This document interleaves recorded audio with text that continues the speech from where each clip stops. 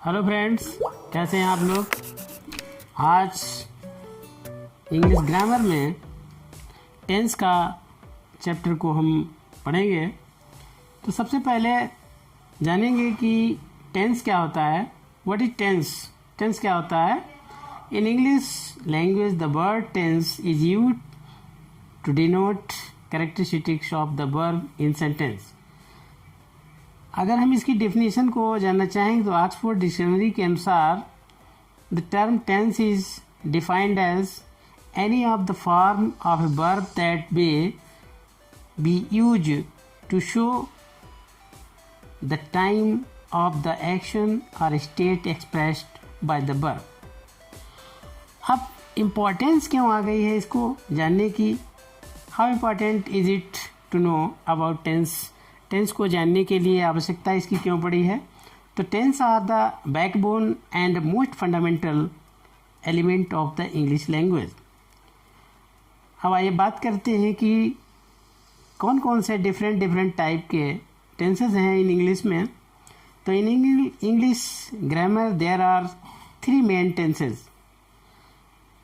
तो वो हैं present tense, past tense, future tense. और इनके भी हर एक टेंस के अलग अलग 4 डिफरेंट फॉर्म्स हैं। पहला है simple tense form, continuous tense form, perfect tense form, perfect continuous tense form. In the 12 tenses in English are as follow. और इनके भी 12 फॉर्म्स हैं, हर एक के 4 हैं। तो सबसे पहला है simple present tense, present continuous tense, present perfect tense, present perfect continuous tense. इसी प्रकार से पास्ट के सिंपल पास्ट टेंस है, past continuous tense, past perfect tense, past perfect continuous tense और simple future tense, future continuous tense, future perfect tense, future perfect continuous tense. इस प्रकार से हमारे टोटल नंबर ऑफ 12 टेंसेस हैं। तो आज बच्चों हम सबसे पहले पढ़ेंगे प्रेजेंट टेंस को, जिसको हम प्रेजेंट इंडेफिनिट टेंस भी कहते हैं। इंडेफिनिट का तात्पर्य है अनिश्चित। तो the action that is done in the present however there is no definite time limit given to it being accomplished. कोई डेफिनिट टाइम नहीं होता है। Present indefinite to use can also used to express true events here, future, habit, nature etc. अब आता है use of present indefinite tense में। इसको हमें कैसे पहचानेंगे? तो इसके वाक्यों के अंत में ता है, ती है आदि शब्द का उल्लेख होता है।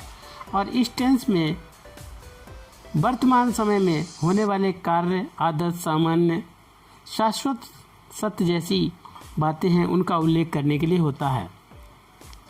अब आते हैं कि इसका अफर्मेटिव सेंटेंस जो है कैसे बनेगा। स्वीकारात्मक वाक्य को हम किस प्रकार से बनाएंगे? तो इसका सबसे छोटा सा पैटर्न है कि सब्जेक्ट प्लस वर्ब की फर्स्ट फॉर्म और उसके बाद एस या ईएस को हम यूज करेंगे, बाद में ऑब्जेक्ट लगा देंगे।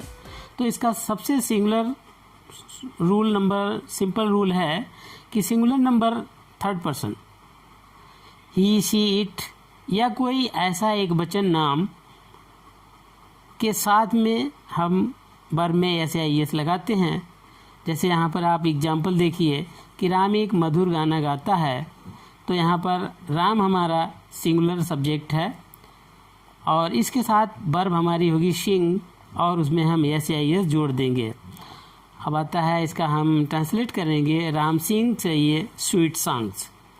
अब इसी प्रकार से प्लूरल नंबर में जो सब्जेक्ट हैं उनके साथ हम या कोई बहुवचन नाउन है उनका यूज होने पर हम वर्ब के साथ में एस या ईएस को नहीं लगाते हैं।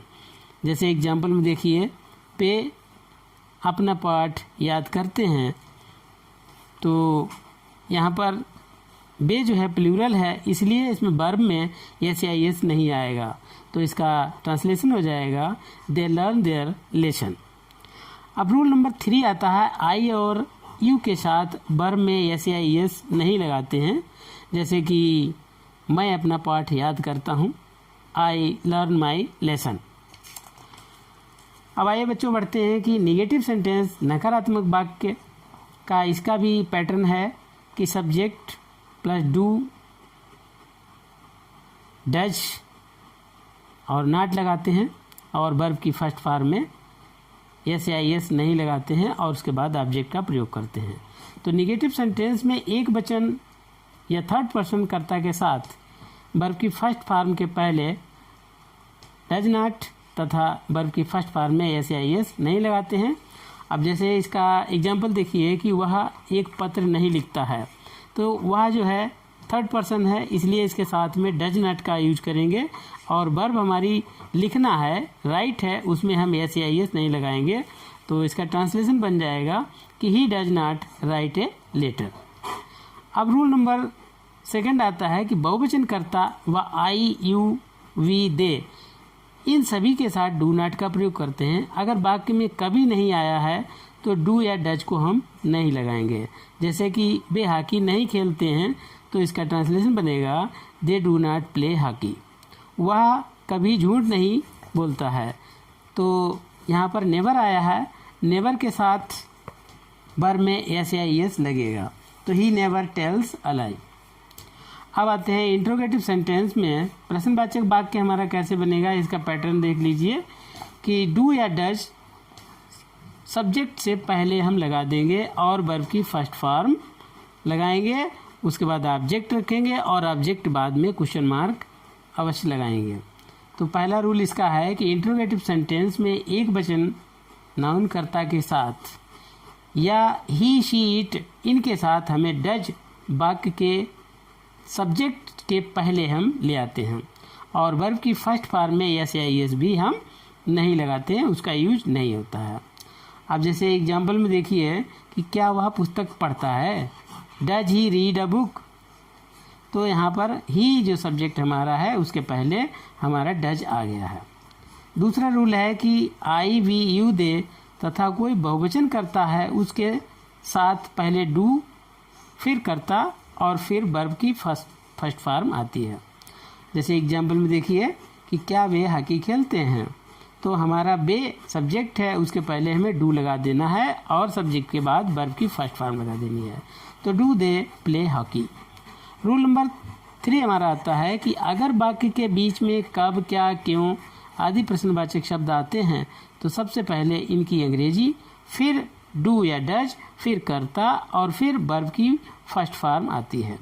जैसे एग्जाम्पल में देखिए कि वह यहाँ क्यों आती है, तो हमारा सब्जेक्ट है शी, तो शी के पहले सबसे पहले तो हम क्वेश्चन वर्ड रखेंगे why does she come here और उसके बाद में क्वेश्चन मार्क हम लगा देंगे।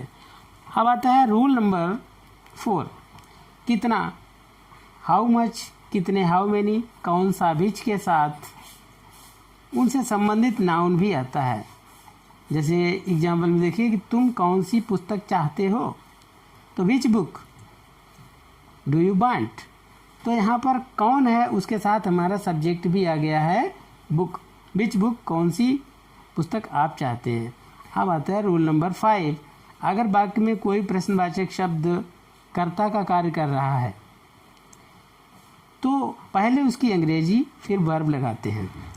हु के साथ डू डज का प्रयोग सहायक क्रिया की तरह नहीं होता है।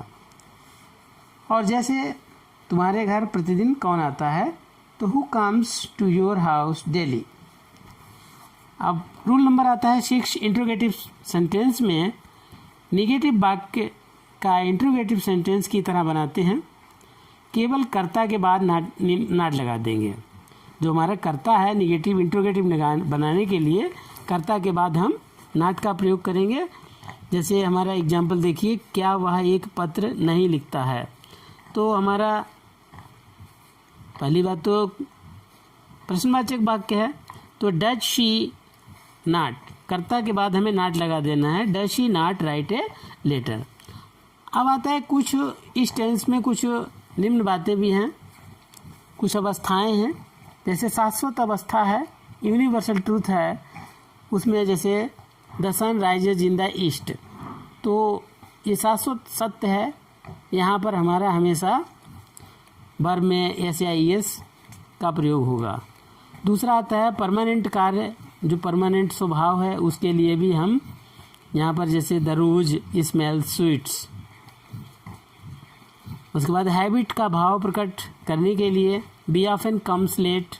समाचार पत्रों की जो हेडलाइन है टू मर्डरर्स एस्केप, वहाँ पर भी प्रेजेंट इंडेफिनिट टेंस का ही प्रयोग होगा। या कोई आंखों देखा वर्णन है, जैसे when the door opens many people enter the hall. या इतिहास प्रसिद्ध वर्तमान के लिए अकबर कॉल्स बीरबल, तो यहाँ पर भी इतिहास प्रसिद्ध है, इसलिए इसको भी प्रेजेंट इंडेफिनिट टेंस में ही यूज किया जाएगा। और आता है फ्यूचर के समय को प्रकट करने के लिए भी व्हेन के साथ सिंपल प्रेजेंट का प्रयोग होता है। I shall do it when he comes, किसी भविष्यकालीन निश्चित कार्यक्रम के साथ जो किसी टाइम टेबल के अनुसार